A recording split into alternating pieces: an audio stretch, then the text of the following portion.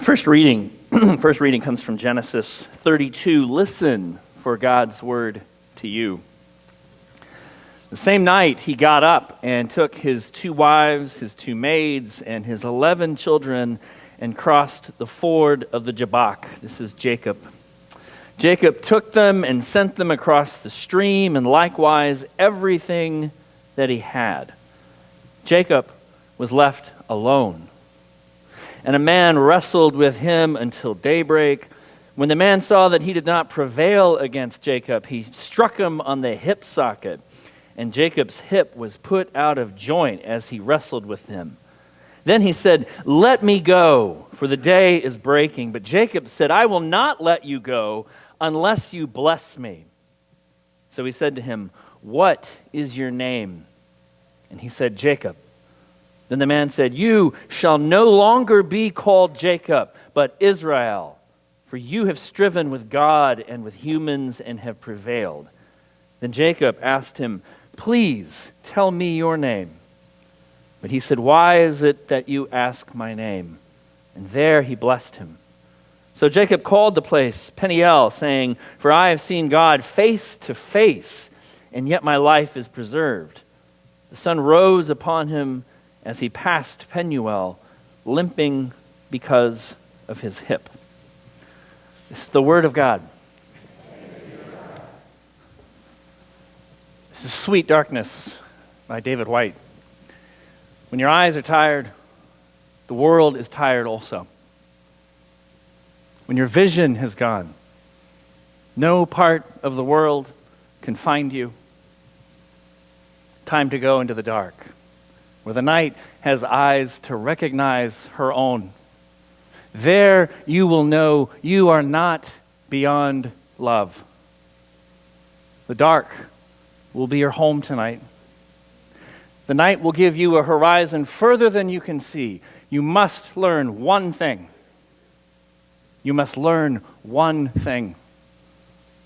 The world was made to be freed.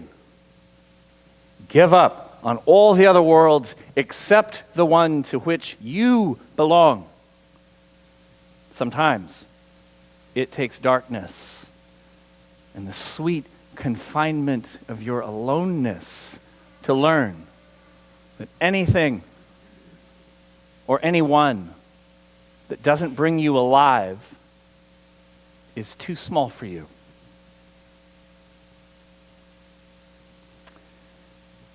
This is one of David's probably most popular, beloved pieces, Sweet Darkness. I think part of it is that we love that instead of the dark being a scary place, David makes it a comforting place. I think we like that he allows for withdrawal. Sometimes it's the right thing to get away from people and others and huddle away a bit. And I also think we're struck by those last provocative and frightening lines as he's acknowledging that as you grow, as you change, sometimes you reassess the relationships that you have, the work that you have, the places you live, and sometimes you acknowledge that as you have grown, sometimes these have grown too small. So this theme of darkness and growth, this is exactly what the Old Testament passage is about this morning. Isn't this a great story? Jacob wrestling with the dark angel of God. Wow. Of course, Jacob's story doesn't start here. It doesn't start in Genesis 32. His story starts a long time before. Jacob's story starts back when he was born as a twin. And Jacob, like all of us here, did not ask to be born into the world. He did not ask to be thrust into this place. And the world that he was born into, he discovers very quickly, was not set up for him. It was not set up to benefit him. The world that Jacob was born into was marked by what sociologists call primogeniture. Primogenitor means that the oldest male child gets all of the inheritance, all of the stuff, the substance from the father when he dies. So you could have like 5 daughters who are amazing, but the youngest boy gets everything. It's not fair. As my mom used to like to sing to me, though, when I was young, without a trace of sympathy, life's not fair. Years of therapy, still with me. Jacob was a twin. He was born just seconds after his brother Esau. Seconds! Doesn't matter. Esau gets everything. Jacob gets a set of steak knives. Nothing. All of us are born into worlds and families of origins that were not entirely set up for us. And when you're 2, 3, and 4, you don't have the abilities that you have as an adult. And so you find ways to survive.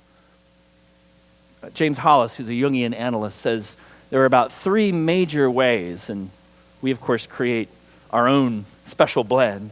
But there are about 3 major ways that we survive this early wounding. Some of us learn to comply. We learn to be compliant. We learn that the giants around us that we cannot control, if we learn how to be compliant, things go easier for us. Although what it is we want, where does that go? Others of us learn how to hide. We learn how to disassociate. We learn how to keep what's tender hidden away just a little bit. We might be physically present. You may see us, but we keep what's real tucked away and protected. Again, it's a way to go. It also has problems later. But the third major way to deal with this early terrifying experience of being 2, 3, and 4 is to fight and rebel. It's to say, whatever this world values, whatever these parents value, I'm going to do the opposite. That, my friends, is what Jacob unconsciously seeks to do. Jacob is going to fight against all of this unfairness in his world, because as he grows up, Esau gets everything. He starts to realize that he's very clever. And Esau is not the brightest bulb in the chandelier. Esau is really big, and he's really tough, and he's really strong. He's not so bright. So one day, Jacob sees his brother off in the fields. He's been out there, he's working, and Jacob decides to make some stew I don't know why I'm making it a witch cauldron, but it's a lot of stew, apparently. He puts all of this good stuff, this meat, everything that's amazing into this stew. And when Esau comes in from the hills, he's famished. He says, "What is that?" And Jacob says, "What, this old thing? I just made some soup for myself. Like, are you interested?" Esau says, "I'd give anything for some of that stew." Jacob says, "Really? Interesting. Anything? Tell you what, I'll give you this entire stew in exchange for that inheritance you have. You're not using it." Esau doesn't even have to think. He says, "Done. The stew is mine, and the inheritance is now Jacob's." I don't know how long it took for Esau to kind of get what had happened. But there was a way for him to be restored. Isaac, the father, could confer his blessing upon him. But Rebekah, mom, really did like Jacob best. Esau wasn't just feeling it. Rebekah really does like Jacob best. And Rebekah says to Jacob, "Hey, put some animal hair on your arms. Get your brother's clothes." Isaac had lost his sight. And she says, "Go in and pretend to be your brother and get your father's blessing." "Thanks, Mom." He does. And he tricks his father. He fools his father into his own blessing. And he keeps acting like this. He keeps deceiving and fighting against the world. He works for his uncle Laban, winds up marrying both of his daughters, steals almost all of his flocks. And the thing of it is, I can imagine Jacob thinks he's in control. I can imagine Jacob thinks he's the one making the decisions and calling the shots, fighting heroically against the world. But the thing of it is, when we're acting out of those unconscious patterns, driven by a wounded 2, 3, 4-year-old, it's not us making the choices. It's that child. When Jacob decides to be the opposite of this world and this family, well, his identity, it's still marked by them. They're the ones who dominate his choices. James Hollis, who's a Jungian analyst, he worked with a woman at one point. He calls her Cynthia. It's not her real name. She grew up dirt poor in this rural family, and they valued hard work. They valued keeping your head down. She hated all of this. She's like, I am not made for this. I'm made for bigger things. She decided to be the opposite of them. And so she got out of there. She escaped. She got a college degree. She attained a law degree. And in her 40s, she marries this wealthy man. She has more success and money than she could ever have imagined. And she's quite miserable. How, she says. She has everything she wants. And she doesn't want any of it. It took her months and months to figure out that when she decided to be the opposite of her family, well, her family then is still the one. They're still the ones that are marking her choices. And so she climbs up this incredible ladder only to discover it's leaning against the wrong wall. She has no idea what it is she wants, what it is that she's called for. The other thing, when we're acting out of these unconscious patterns, is the things that worked for us at 2, 3, and 4, and 5. They don't work so well as adults. We wind up with these destructive patterns. When you look at yourself and you have that moment of like, why did I do that again? Why am I doing this stupid thing? Nobody wakes up wanting to do stupid things. But all of us, at some point, we look at ourselves and go, why am I doing this? Those old patterns don't work so well.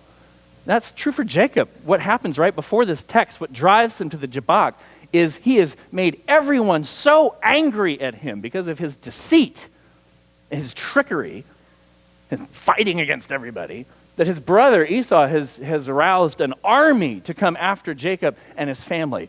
Jacob's way of living is not working anymore for him. He quite literally has to find a new way of being, a way that's not dominated by this old unfair world, but an identity that actually asks, what is it that I want and am made for? Carl Jung, the great depth psychologist, says that journey that Jacob makes across the Jabbok into the middle of the night, that is the journey that all of us have to make if we ever want to actually grow up and discover who it is God has made us to be. And we're not just resisting the world and the families that we grew up in. He calls this individuation. Jung has a different idea than his colleague Freud about how we critters are made. Freud has this tripartite notion, if you remember. He's got the superego, or your conscience, what you should do. Then you've got your ego, the part of you that presents to the world, and then underneath, this volcanic id. And it's this battle. It's this terrible battle going on. For Jung, he looks at us and he thinks we're quite different. He says, what we're like. He says, we're these tiny egos. That's the part of you that you think of as yourself and you present to the world. We're these tiny egos floating across this wild and deep, vast ocean of the self. And that's what God has made you to be. This is who you actually are, this huge, complicated, beautiful, frightening, all of this. And yet we only allow ourselves to be just this tiny little piece that's acceptable to you and the world around you. And he says, growing up, becoming who it is you've actually been made to be. That's individuation, and that's the work that all of us have to do if we don't want to be controlled by all of that stuff. And it's hard. It is really hard. Did you notice when Jacob meets with this dark angel, they don't have tea, do they? They don't have tea. They don't sit down and have a nice chin wag. And Jacob, learns something about himself. Goes, that's fascinating. Let me write that down. I'll remember that. Thank you. It's a street fight. It's a brawl. He's physically wrestling with this dark angel of God. At the end of it, his hip is put out of place, and he'll have a limp for the rest of his life. And because he hangs in there and does this hard work, he gets a new name. He gets a new name. No longer is he Jacob fighting with his old unfair family and world, bound by that. No, now he's Israel. Literally in Hebrew, the one who wrestles or struggles with God. From now on, he's not just going to be reflexively fighting. He's going to be wrestling with God to ask, what is it that I want? What am I called to? What has God made Jacob to be? Sometimes when people hear about this work, this deep work that all of us have to do, by the way, it sounds dangerous and frightening and tiring. Does anyone feel like it sounds tiring? And yet, to not engage in this work, that's actually the real danger. Hollis says we have two forces that are always working on us, two powerful forces always working on us. One force is pulling us backwards, is whispering to us, just stay like you are. Just be like this old self. And that feels so safe and comforting.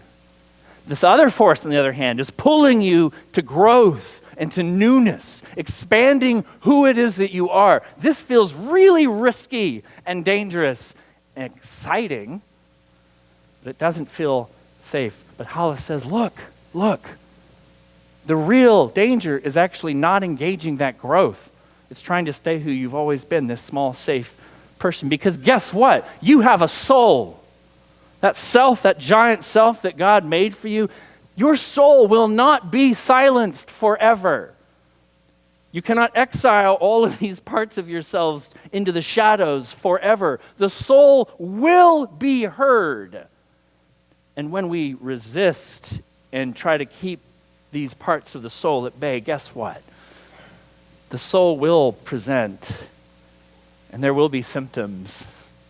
There will be emotional pain, there will be physical pain, there will be depressions. The soul will find a way out. Jesus says in the Gospel of Thomas, if you bring forth what is inside of you, it will save you. If you do not bring forth what is inside of you, that which is inside of you will destroy you. Jesus says in the Gospel of Thomas, if you bring forth that which is inside of you, it will save you. If you do not bring forth that which is inside of you, whatever is in there, it will destroy you. All of us have an appointment on the far side of the Jabbok. It might not be today. It might not be tomorrow. But all of us have an appointment on the far side of the Jabbok where you have to learn about yourself. What was the strategy that you had to survive as a child? And how is it still impacting you today? And most importantly, who are you really? Not who are you that the church said was acceptable. Not who are you that your families patted you on the head for being a good little boy or girl. But who has God made you to be? When your eyes are tired, the world is tired also. When your eyes are tired, the world is tired also. When your vision has gone, no part of the world can find you. Time to go into the dark, where the night has eyes to recognize her own. There you can be sure you are not beyond love. The dark will be your home tonight. The night will give you a horizon further than you can see. You must learn one thing. You must learn one thing. The world was made to be free in. Give up on all the other worlds except the one to which you belong. Sometimes it takes darkness and the sweet confinement of your aloneness to learn that anyone or anything that doesn't bring you alive is too small for you.